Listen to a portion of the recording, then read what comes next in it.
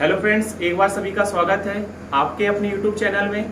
तो मैं रंजीत मौर्य सभी का स्वागत करता हूं टीएस स्टडी सर्कल में। तो आज हम बेटा कुछ नया सीखने वाले हैं। जो ऐसा सवाल लेके आया हूं आप लोगों के लिए बेटा जो कंपाउंड इंटरेस्ट से संबंधित है, और ये टॉपिक ऐसा आज अपन लेने वाले हैं जो बहुत ही ज़्यादा डिफिकल्ट है, पर टेंशन लेने की जरूरत नहीं बेटा। आज मैं आपको वो तरीका सिखाने वाला हूं जो विद इन सेकेंड में आपको आंसर देने वाला होगा। तो चलिए क्लास स्टार्ट करेंगे।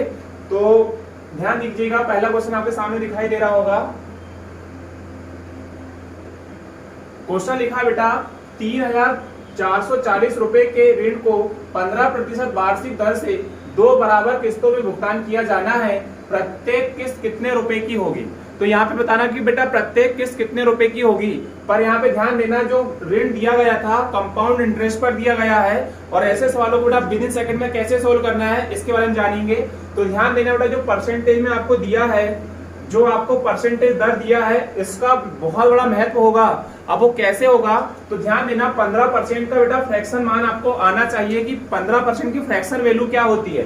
तो ध्यान देना 15% का अगर फ्रैक्शन वैल्यू चाहिए तो परसेंट हटा के नीचे 100 लगाते हैं। 5 से काटूंगा 3 बार, 5 से काटूंगा 20 बार। तो बेटा 15% की फ्रैक्शन वैल्यू क्या आ रही है? 3/20 आ रही है। कहना चाह रहा सवाल ये है कि आपका जो प्रिंसिपल था, जो आपका मूलधन था, वो 20% था या 20 भाग था, 3% आपको क्या मिला बेटा? यहाँ पर आपको इंटरेस्ट मिला है।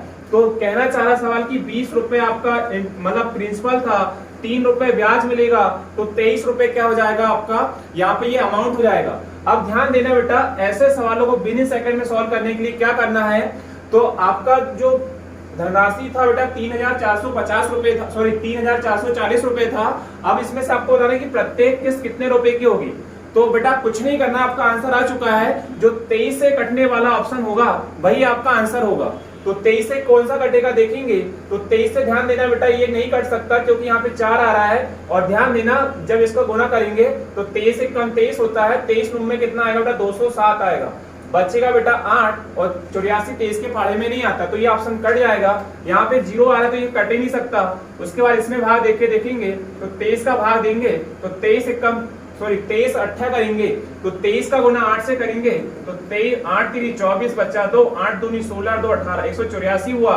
कितना शेष बचा बेटा? यहाँ पर आपका शेष बचा 21। 23 के फाड़े बेटा 216 नहीं आता है, तो ये भी आपका कट चुका है। अब इसको उठा के देखेंगे 23 से, तो 23 9 कितना होता है बेटा? 207 होता है। बचा 4, 23 दूनी 46, मतलब इसने काट दिया है। तो आपका आंसर क्या आएगा बेटा? इसका 2116 रुपए की प्रत्येक किस्त होगी। आंसर आ चुका है मेरे बच्चों, 2116 रुपए की प्रत्येक किस्त होगी। क्लियर हो गया सभी को? अगला सवाल देखेंगे। सवाल लिखा है, सेकंड सवाल बेटा सेम लिखा है, 7,620 रुपए का धन है, इसको 16 सही 2/3% वार्षिक दर से 3 वर्ष के लिए दिया गया। यदि ऋण की 3 जो बराबर किस्तों में चुकाना है तो प्रत्येक किस्त की वैल्यू क्या होगी? प्रत्येक किस्त की वैल्यू क्या होगी आपसे पूछा जा रहा है। तो कुछ नहीं करना मेरे प्यारे साथियों, 16 सही 2/3 लिखा था, इसकी फ्रैक्शन वैल्यू निकालना पड़ेगा। तो 16 3 48 और 2 50, 50/300, 50/300 को काटने के बाद 1/6 आता है, 1/6 आता है। सवाल में देखो ध्यान देना, ये 6 जो 6 लिखा था बेटा वो आपका मूलधन है। 1 रुपए आपको इंटरेस्ट मिलेगा, तो 6 रुपए की राशि क्या हो जा रही है? 7 रुपए। तो ध्यान देना, जो 7 से कटेगा वही आंसर बनेगा। तो ध्यान देना साथियों, 7 से काटने वाला ऑप्शन दिखाएंगे, उठा लीजिए, 7 का भाग इसमें दीजिए, 7 3 21 होता है।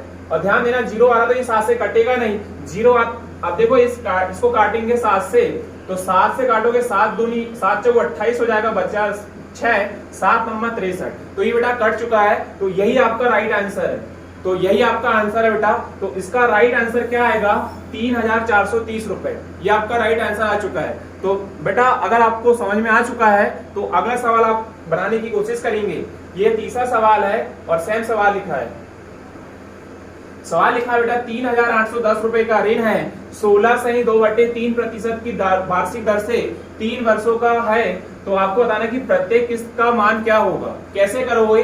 तो 16 सही 2/3 की फ्रैक्शन वैल्यू होती है बेटा 1/6। तो ध्यान देना प्यारे साथियों, 6 रुपए आपका मूलधन है और 1 रुपए आपका ब्याज मिला, तो धनराशि क्या बनेगी 7। अब 7 से जो कटेगा वही आंसर बनेगा।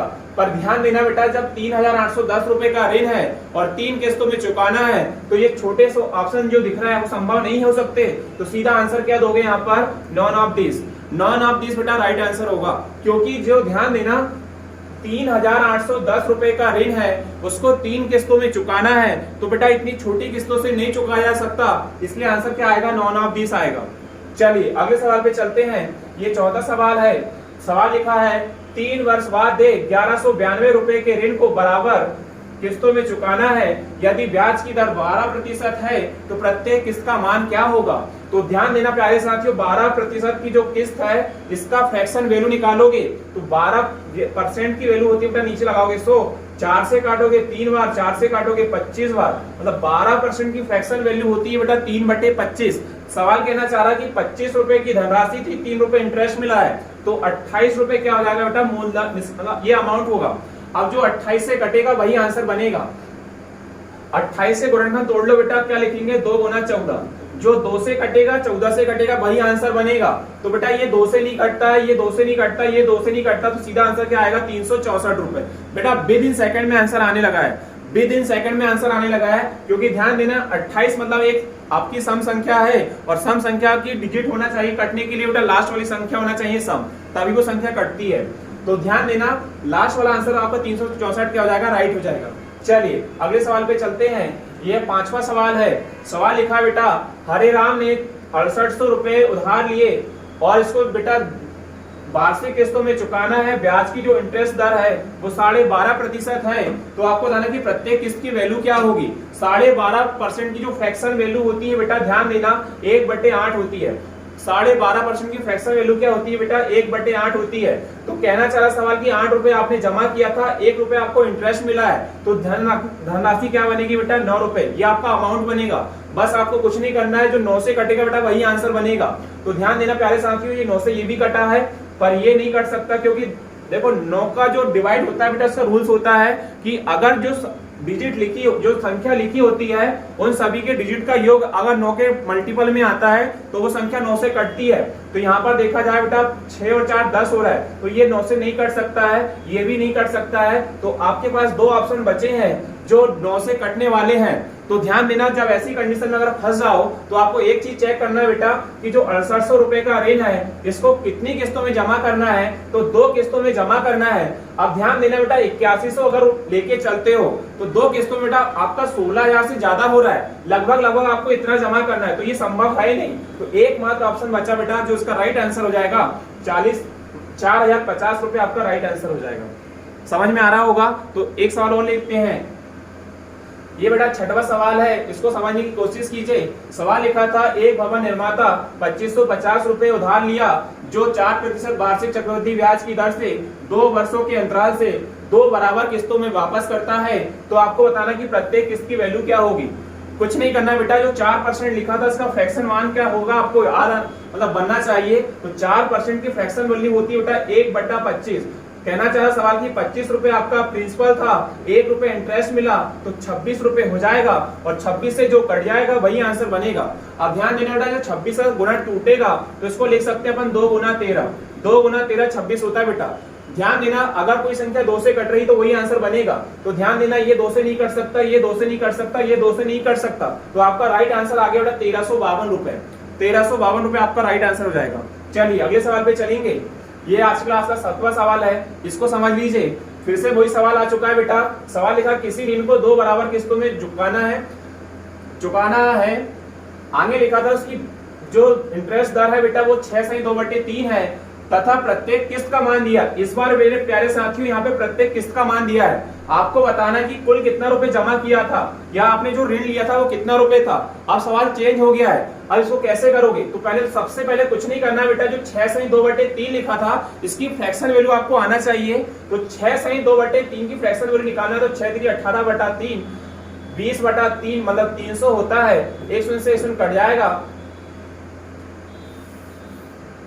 20/300 1 से 1 कट जाएगा, 2 से काटोगे 1/15, तो 6 सही 3 बटा जो 2 लिखा था बेटा, इसकी फ्रैक्शन वैल्यू क्या आएगी, 1/15 आएगी। कहना चाह रहा सवाल की 15 रुपए आपका प्रिंसिपल था, 1 रुपए आपको इंटरेस्ट मिला, तो क्या हो गया मेरे प्यारे साथियों, 16 हो गया है। पर ध्यान देना, अभी तक अपन ऐसा करते हुए आ रहे थे, पर अपने को इस बार क्या चाहिए बेटा, ऋण चाहिए कि उसका ऋण कितना था।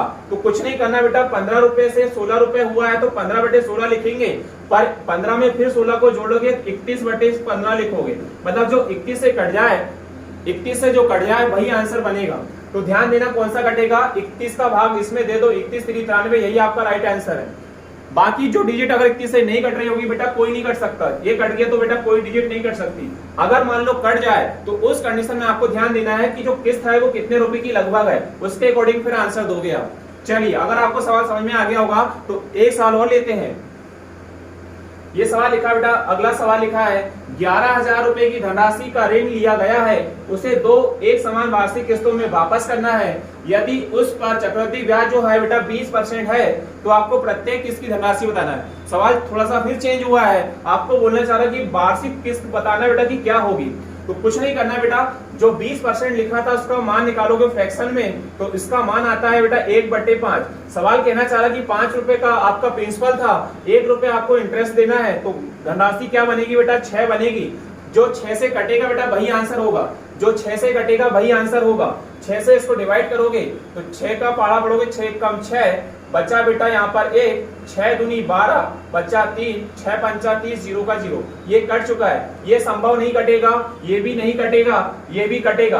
अब आपको 2 ऑप्शन ऐसे मिल गए बेटा जो 6 से कटने वाले हैं। अब उस कंडीशन में क्या करोगे, ध्यान देना प्यारे साथियों, 11,000 रुपए का धनराशि है, 7500 भी आंसर आ सकता है, 7200 भी आंसर आ सकता है, क्योंकि दोनों डिजिट जो लिखी है, जो दोनों संख्याएं लिखी है बेटा, समथिंग समथिंग पास की है। उस कंडीशन में क्या करोगे, अगर ऐसे सवाल आता है तो पहले अपन ने 6 लिखा था, अपने को 2 किस्तों में चुकाना है, तो 6 का वर्ग करोगे। उस कंडीशन में 6 का वर्ग करोगे 36 होता है। अब 36 से जो कट जाए वही आंसर होगा, तो 36 से ये नहीं कट पाएगा, तो आंसर क्या आएगा बेटा, 7200 रुपए। आंसर क्या आएगा, 7200 रुपए, ये आपका राइट आंसर हो जाएगा। चलिए अगले सवाल पे चलेंगे। ये आज की क्लास का 9वां सवाल है। सवाल लिखा है, किसी व्यक्ति ने एक राष्ट्रीयकृत बैंक से 25,220 रुपए कर्ज लिया, उसको 3 बराबर किस्तों में चुकाना है। यदि ब्याज की दर 5% है तो प्रत्येक किस्त की राशि क्या होगी। फिर से सेम सवाल आ चुका है बेटा, 5% की फ्रैक्शन वैल्यू होती है 1/20। कहना चाह रहा सवाल की 20 रुपए का प्रिंसिपल था, 1 रुपए इंटरेस्ट मिला, तो क्या हो जाएगा प्यारे साथियों, 21 हो जाएगा, और जो 21 से कटेगा वही आंसर बनेगा।